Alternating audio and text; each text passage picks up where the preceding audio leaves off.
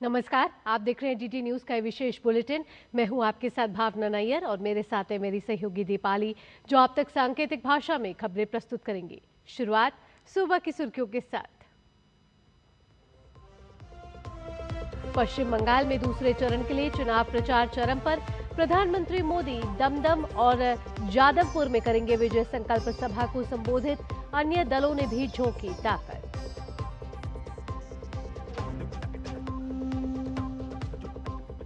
Washington DC में new India conference का आयोजन। वैश्विक मंच पर भारत की बढ़ती भूमिका पर मंथन।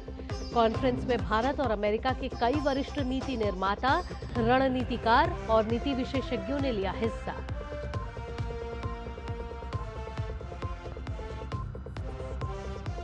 बिहार विधानसभा का एक दिवसीय विशेष सत्र आज। मुख्यमंत्री सम्राट चौधरी सदन में पेश करेंगे विश्वास प्रस्ताव।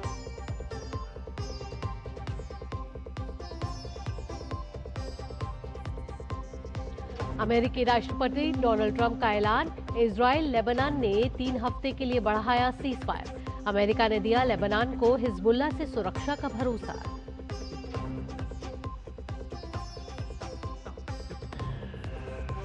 और काहिरा में आईएसएसएफ जूनियर निशानेबाजी विश्व कप में भारत का शानदार प्रदर्शन। प्राची और वंशिका ने जीता स्वर्ण और नारेन प्रणव ने दिलाया कांस्य। पदक तालिका में भारत शीर्ष पर।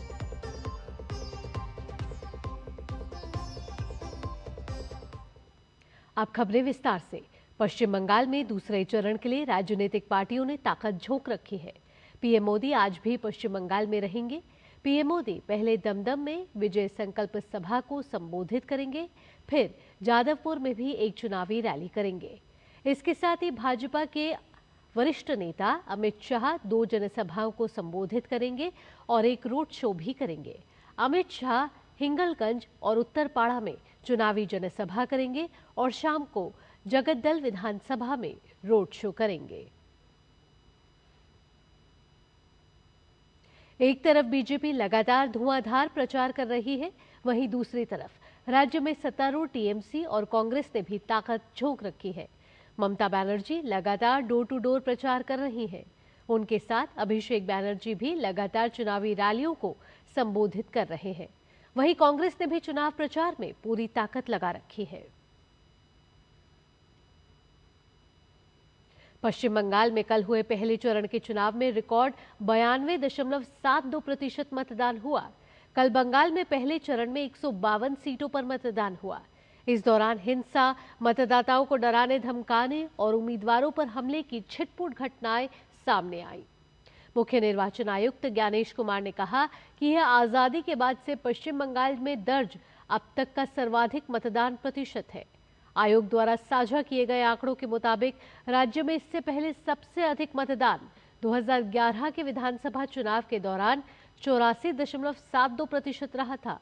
ज्ञानेश कुमार ने बताया कि कल हुए मतदान में महिला मतदाताओं की संख्या पुरुषों से अधिक रही, जिसमें महिला मतदाताओं का प्रतिशत 92.69 रहा, जबकि पुरुष मतदाताओं का प्रतिशत 90.92 रहा।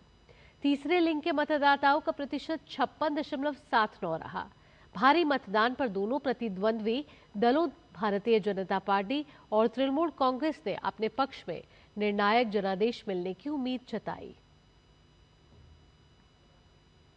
वहीं तमिलनाडु में कल हुए चुनाव में रिकॉर्ड 85.14% मतदान हुआ।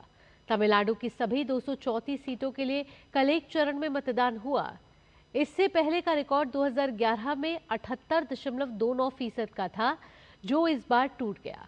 पूरे राज्य की 234 सीटों पर वोट पड़े और करीब 5.73 करोड़ वोटरों में से 85% से ज्यादा लोग घर से निकलकर वोट डालने गए। 2011 के बाद 2016 में वोटिंग घटकर 74.81% हुई और 2021 में ये घटकर 73.63% रह गई थी। यानी पिछले 2 चुनावों में वोटिंग लगातार कम हो रही थी, लेकिन इस बार एकदम से 85% से ऊपर चली गई, जो एक बड़ा उछाल है।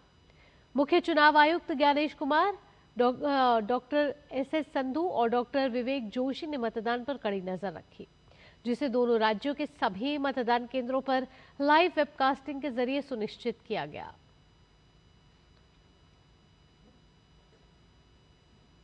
निर्वाचन आयोग ने पश्चिम बंगाल विधानसभा चुनावों के लिए मतदान के बाद एक नया दिशा निर्देश जारी किया है। मतदान संपन्न होने के बाद निगरानी कैमरा और वीडियो डेटा को संभालने के लिए कड़ा दिशा निर्देश जारी किए गए हैं।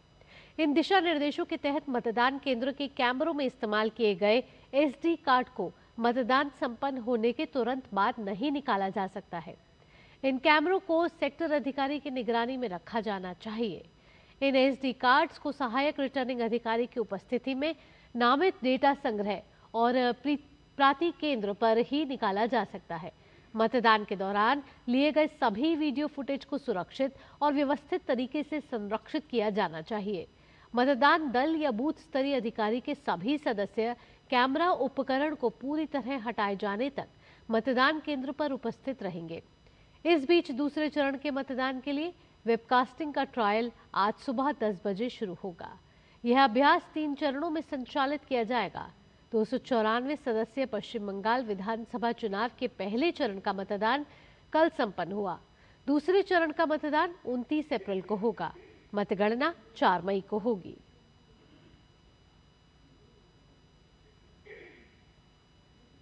प्रधानमंत्री नरेंद्र मोदी के नेतृत्व में भारत के बदलते परिदृश्य, वैश्विक भूमिका, हिंद प्रशांत क्षेत्र में शक्ति संतुलन और भारत अमेरिका संबंधों को मजबूत करने के उद्देश्य से हडसन इंस्टीट्यूट द्वारा द न्यू इंडिया कॉन्फ्रेंस का आयोजन वॉशिंगटन डीसी में किया गया। इस कॉन्फ्रेंस का उद्देश्य यह समझना था कि नया भारत वैश्विक मंच पर क्या चाहता है, साथ ही भारत अपनी अर्थव्यवस्था को कैसे बदल रहा है और भारत अमेरिका संबंधों को मजबूत करने के लिए क्या कदम उठा रहा है। इस कॉन्फ्रेंस में भारत और अमेरिका के कई वरिष्ठ नीति निर्माता, रणनीतिकार और नीति विशेषज्ञों ने हिस्सा लिया। कॉन्फ्रेंस में राष्ट्रीय स्वयंसेवक संघ के सरकार्यवाह दत्तात्रेय होसबाले ने कहा कि अगर अमेरिका भी भारत के साथ रणनीतिक साझेदारी की तलाश में है तो बेहतर संबंधों की आवश्यकता है। सम्मेलन में वैश्विक स्तर पर भारत की बढ़ती इस भूमिका और विशेषकर भारत अमेरिका संबंधों के बीच रणनीतिक और आर्थिक साझेदारी के महत्व को रेखांकित किया गया। बिहार विधानसभा का एक दिन का विशेष सत्र आज बुलाया गया है। मुख्यमंत्री सम्राट चौधरी सत्र के दौरान विश्वास मत पेश करेंगे। सत्र सुबह 11 बजे शुरू होगा। इस दौरान मुख्यमंत्री विश्वास प्रस्ताव पेश करेंगे। सभी मंत्रियों और विधायकों को उनकी संबंधित पार्टियों द्वारा सदन की कार्यवाही में उपस्थित रहने का अनुरोध किया गया है। सम्राट चौधरी ने 15 अप्रैल को मुख्यमंत्री पद की शपथ ली थी, जिसके बाद उन्हें विधानसभा में विश्वास मत प्राप्त करना है। 243 सदस्यीय बिहार विधानसभा में बांकीपुर विधायक नितिन नवीन के इस्तीफे के बाद सत्तारूढ़ राष्ट्रीय जनतांत्रिक गठबंधन की संख्या 201 है, जिससे सरकार का बहुमत हासिल करना लगभग तय माना जा रहा है। बिहार विधानसभा में बीजेपी 88 सदस्यों के साथ सबसे बड़ी पार्टी है। इसके बाद जेडीयू के 84 और एलजेपी के 19 सदस्य हैं। 2020 में आरजेडी सबसे बड़ी पार्टी के रूप में उभरी थी, लेकिन अब उसे केवल 25 सीटों के साथ विपक्ष के नेता एलओपी का पद मिला है। वहीं 243 सदस्यीय विधानसभा में एनडीए के पास 201 सीटों के साथ स्पष्ट बहुमत है। यह बहुमत आवश्यक 122 के आंकड़े से काफी ज्यादा है। खेल की खबरों का रुख कर लेते हैं। मिस्र के काहिरा में आयोजित आईएसएसएफ जूनियर निशानेबाजी विश्व कप में भारतीय निशानेबाजों का शानदार प्रदर्शन जारी है। महिलाओं की 50 मीटर राइफल 3 पोजीशन स्पर्धा में प्राची गायकवाड़ ने स्वर्ण पदक अपने नाम किया। इसके अलावा वंशिका ने महिलाओं के 10 मीटर एयर पिस्टल फाइनल में स्वर्ण पदक जीता, जबकि सेजल ने रजत पदक हासिल किया। वहीं पुरुष वर्ग में नारीन प्रणव, वनीता सुरेश ने 10 मीटर राइफल स्पर्धा में कांस्य पदक हासिल किया।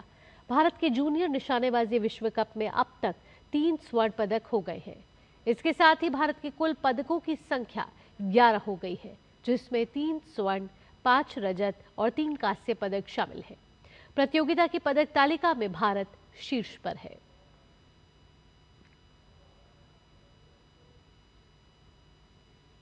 इसी के साथ इस विशेष बुलेटिन में इतना ही। मुझे, दीपाली और पूरी टीम को दीजिए फिलहाल के लिए अनुमति। खबरों का सिलसिला यूं ही जारी रहेगा। नमस्कार।